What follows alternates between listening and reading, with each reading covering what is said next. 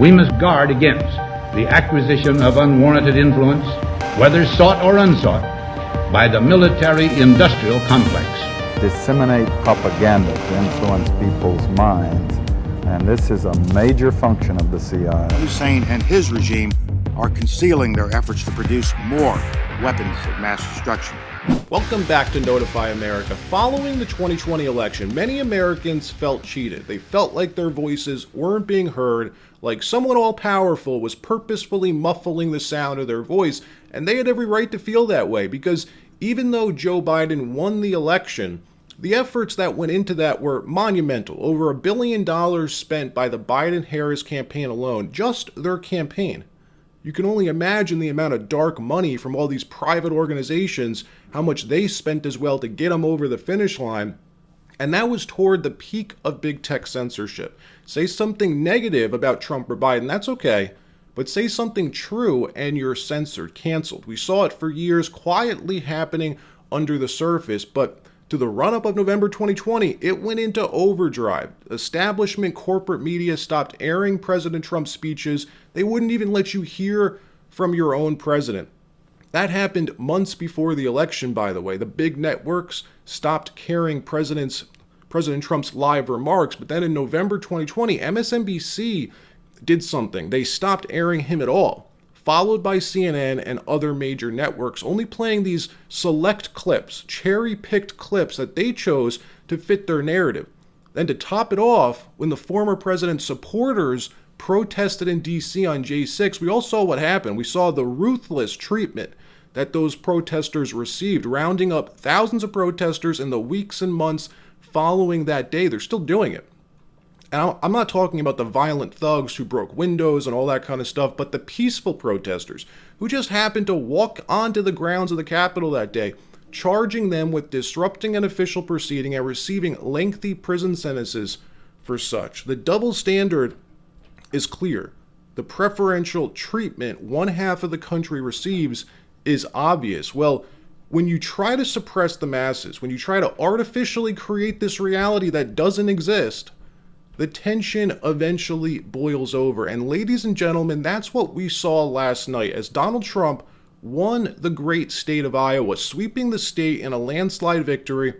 One of the only times, by the way, in Iowa caucus history that a candidate won with over 50% of the vote. Watch. It's stunning, Jesse. I was in touch with someone who's at a Des Moines precinct, and she said, they listened to the speeches from all of the representatives of the candidates, and then they voted, and it was over very quickly. Everything that we're seeing is that the former president in Iowa tonight has really swept with all age groups. Clearly strong with, rural voters who have lower levels of education, but strong all across the board. And it lines up with a lot of what we saw in the polling that we saw in the last few days on issues like a strong leader, good on the economy. All of these things seem to be bearing fruit for him tonight in Iowa, Jesse. One of the stories, Jesse, is going to be whether the former president can get over 50%, because it's very possible that he will. There's a massive uprising in this country right now. The American people are tired of the foreign wars, spending your money abroad while Americans are suffering at home, spending over $100 billion in Ukraine, $100 billion of our taxpayer money in some country on the other side of the globe. The people want change. They want Joe Biden out of the White House. They don't want some other puppet put in, whether it's from the Republican side or the Democratic side, which is why Trump did so well last night. In the middle of a massive blizzard, voters came out last night and said, enough of this. We want our president back. And look, I'll be honest, as much as I like Vivek, I think he was the smartest candidate in the race by far. He was probably the only candidate who really understands the issues, the real issues. And he has good ideas on how to solve them as well. But if I was an Iowa voter last night, I would have voted for Trump. Can't help it. It's just not Vivek's time. Maybe in 4 more years, 2028. But Trump right now, he deserves this election. He has earned it. After 8 years of nonstop abuse, court case after court case, his political opponent, the current president's DOJ, bringing criminal charges against him, not to mention Democratic prosecutors trying to throw him in jail. The man's earned my vote. This country needs a reckoning, accountability. These people need to be held accountable for what they put this country through the last 8 years. And Donald Trump's the person who will deliver that. Now, is that why they're so scared of him? Because we're beginning to see just how frightened these people are. Nancy Pelosi, we showed that clip in yesterday's video, her in complete denial, saying it's impossible. It's impossible that Trump will win again. Well, they should be scared. The people who've been playing all of these games, these dark games, trying to throw the man in prison for crying out loud, trying to ruin him financially, ruin his family, they ought to be scared. Because you know he's going to get to the bottom of it if given another chance. But it's deeper than that. It's not just these surface level figures that are scared, these public facing politicians and pundits who publicly scream about the end of democracy. It's the people behind the scenes, the entrenched Democrats, the DC establishment that's scared, and not for themselves, but for the global order. They truly believe if Trump wins, it'll be the end of this 80-year project, that globalism will cease to exist like it does today. And I know this because Yuval Noah Harari was interviewed recently. He's friends with a lot of bigwigs at the WEF. He speaks at their events regularly. And he explained this, explained what the people at Davos are meeting about this week, what they're really all so scared of. Watch this. Are you concerned that Trump might be elected again shortly? I think it's very likely. And if it happens, it is likely to be the kind of like the death blow to what remains of the global order. And he says it openly. Now, again, it should be clear that many of these politicians, they present a false dichotomy, a false binary vision of the world, as if you have to choose between patriotism and globalism, between being loyal to your nation and being loyal to some kind of, global government or whatever. If Trump wins, it will likely be the final death blow to the global order. That's why they're fighting so damn hard, apparently. Why Nancy Pelosi just came out and said it's impossible for Trump to win again because it's the end of globalism as we know it. Now, I don't know, if I buy all of that. I don't think he's right necessarily. Trump believes in free market capitalism, but believes that America should come first and foremost. What he really means is it's the end of the global order, where the president of the United States puts the goals of NATO, for instance, before America, which has been happening for decades now, and is why Nikki Haley's donor base is made up of the majority of the people at Davos right now. If you're not familiar with it, the WEF, the World Economic Forum, holds their big annual public meeting in Davos, Switzerland this week. All the royalty of the world, princesses, princes, kings, queens, heads of state, captains of industry, all of it. They all pour into this tiny town in Davos, Switzerland to discuss their plans for the world. And look what they're doing this year is trying to create the same panic around climate change, just like they did around COVID. All the COVID hysteria that we saw in 2020, they want to continue their agenda, their globalist agenda, and Donald Trump is a threat to that agenda. Here's a clip of their founder, Klaus Schwab. Watch this. You have this anti-system movement. What we are seeing is a revolution against the system. So fixing the present system is not enough.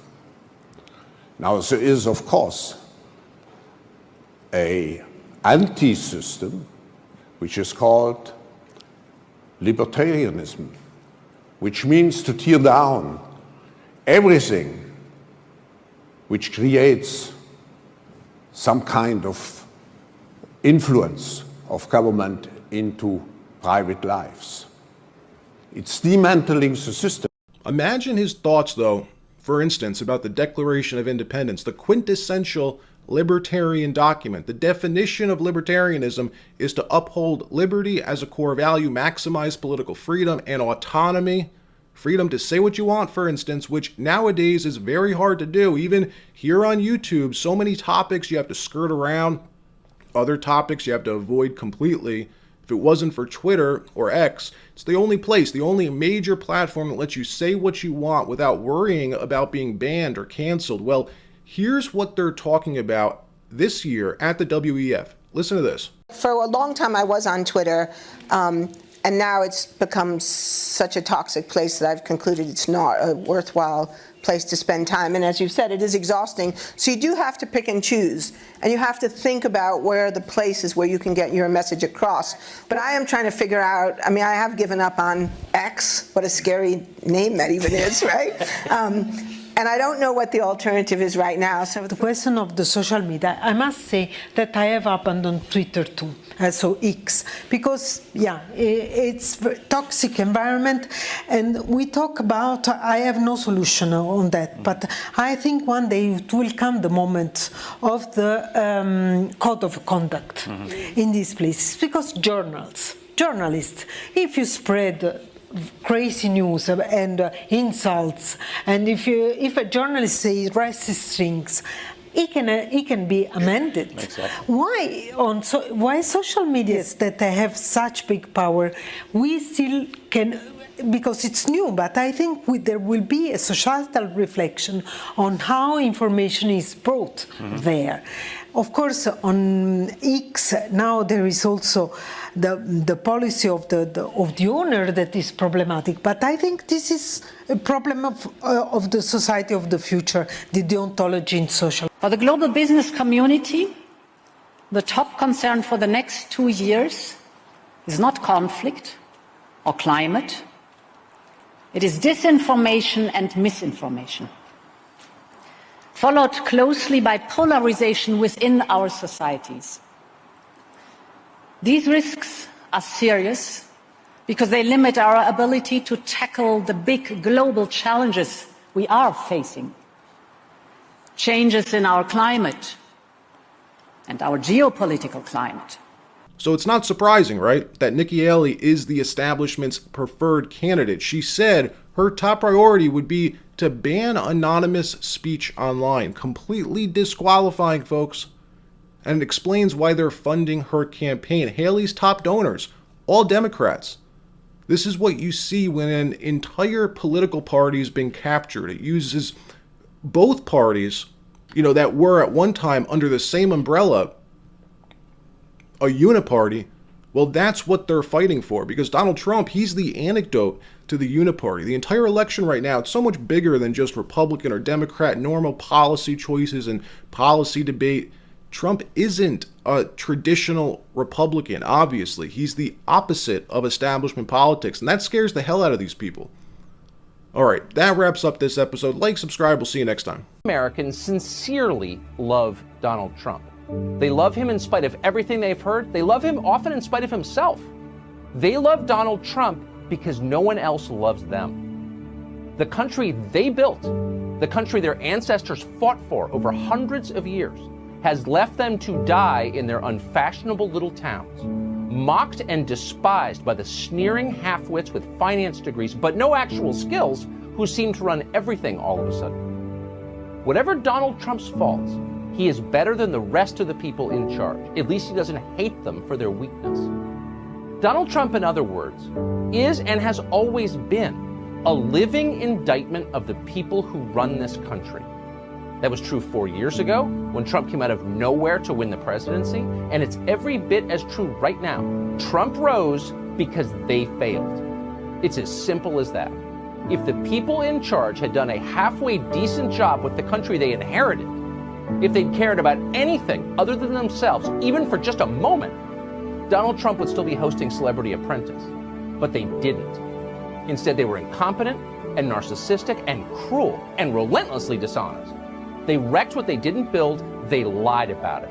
They hurt anyone who told the truth about what they were doing. That's true. We watched. America is still a great country, the best in the world, but our ruling class is disgusting. A vote for Trump is a vote against them. That's what's going on in this country.